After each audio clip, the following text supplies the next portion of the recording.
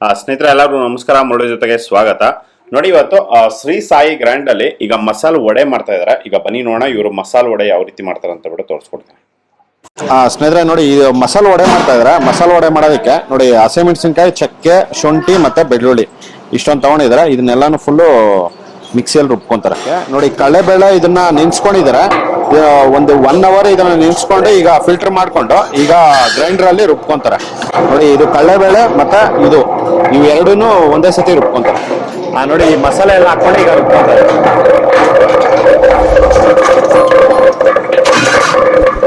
ನೋಡಿ ಈಗ ಕಡಲೆಬೇಳೆ ಹಾಕೊಂತ ಇದ್ದಾರೆ.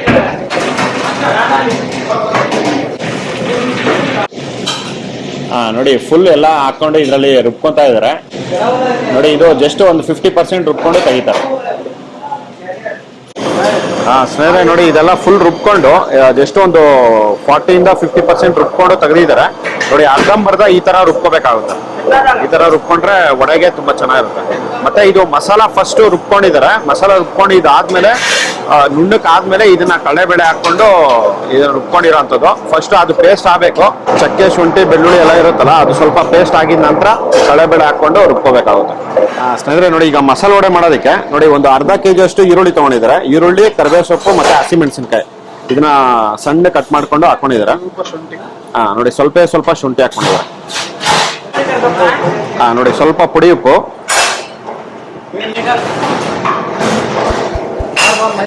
ಸ್ವಲ್ಪ ಸೋಡಾ ಹಾಕೊಂತ ಇದಾರೆ.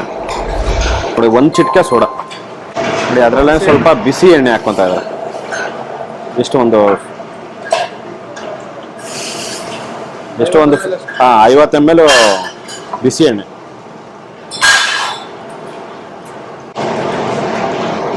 ನೋಡಿ ಇದನ್ನ ಒಂದು 2 ನಿಮಿಷ ಚೆನ್ನಾಗಿ ಮಿಕ್ಸ್ ಮಾಡ್ಕೋಬೇಕಾಗುತ್ತೆ.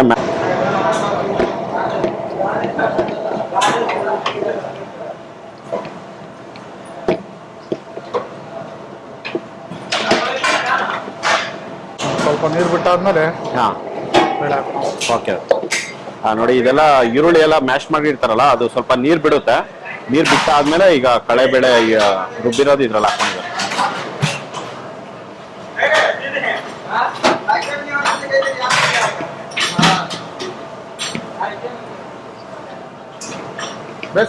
ಕಡಲೆಬೇಳೆ ಇದು ರುಬ್ಬುವಾಗ ಸ್ವಲ್ಪನೂ ನೀರು ಹಾಕೊಂಡಿರಾ, ಇದು ಗಟ್ಟಿಯಾಗಿ ಇದನ್ನ ರುಬ್ಕೋಬೇಕಾಗುತ್ತೆ.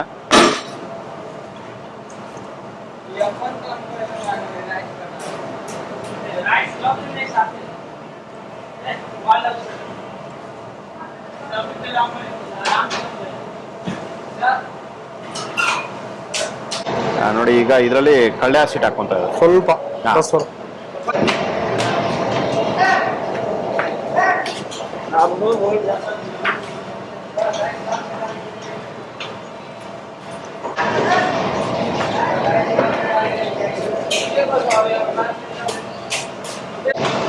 ನೋಡಿ ಇದರಲ್ಲಿ 1 ಹಿಡಿಯಷ್ಟು ಸಬ್ಬಕ್ಕಿ ಸೊಪ್ಪು ಹಾಕೊಂಡಿದ್ದಾರೆ. ಇಲ್ಲಿ ಬೇಕಾದ್ರೆ ಆಲೂಗಡ್ಡೆ ಕಟ್ ಮಾಡ್ತಿದ್ದೀನಿ, ಮಾಡ್ಕೊಡ್ತೀನಿ.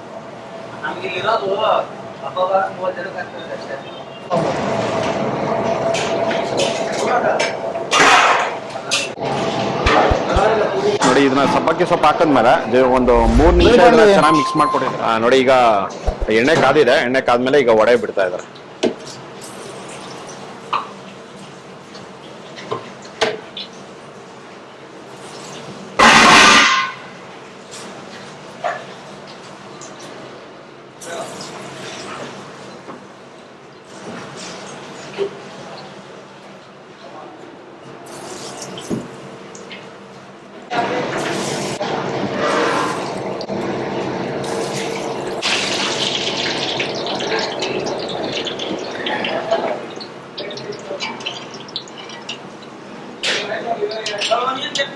ಖಾಲಿ ಹೋಗ್ಯಾ?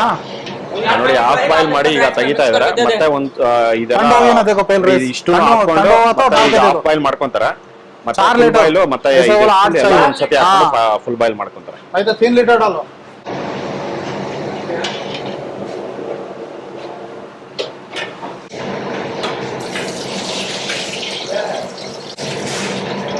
दूध भी इसमें डालेगा।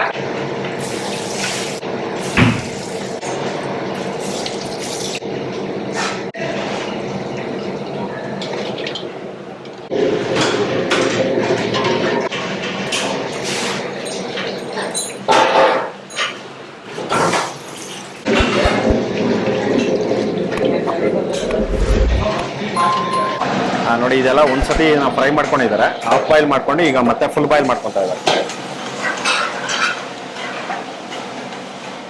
ನೋಡಿ ಈ ತರ ಮಾಡೋದ್ರಿಂದ ಸ್ವಲ್ಪ ಎಣ್ಣೆ ಕಡಿಮೆ ಎಳೆಯುತ್ತೆ, ಅದಕ್ಕೋಸ್ಕರ ಈ ತರ ಮಾಡ್ಕೊತಾರೆ.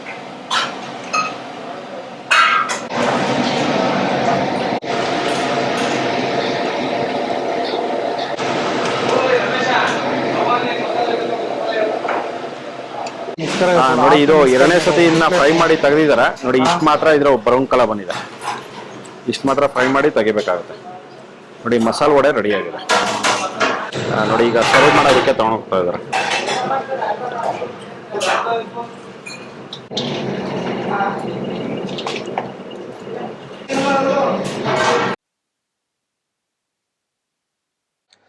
ಸ್ನೇಹಿತರೆ ನೋಡಿದ್ರಲ್ಲ, ಒಂದು ಶ್ರೀ ಸಾಯಿ ಗ್ರ್ಯಾಂಡ್ ಹೋಟೆಲಲ್ಲಿ ಇವರು ಯಾವ ರೀತಿ ಒಂದು ಮಸಾಲೆ ವಡೆ ಮಾಡ್ತಾರೆ ಅಂತ ಬಿಟ್ಟು ನೋಡಿ. ಈ ಥರ ಒಂದು ನಾರ್ಮಲ್ ವಡೆ ಮಾಡೋದಕ್ಕೂ ಮತ್ತು ಈ ಥರ ಒಂದು ಸ್ವಲ್ಪ ಮಸಾಲ ಐಟಮ್ ಹಾಕಿ ಮಾಡೋದಕ್ಕೂ ತುಂಬಾ ವ್ಯತ್ಯಾಸ ಇರುತ್ತೆ.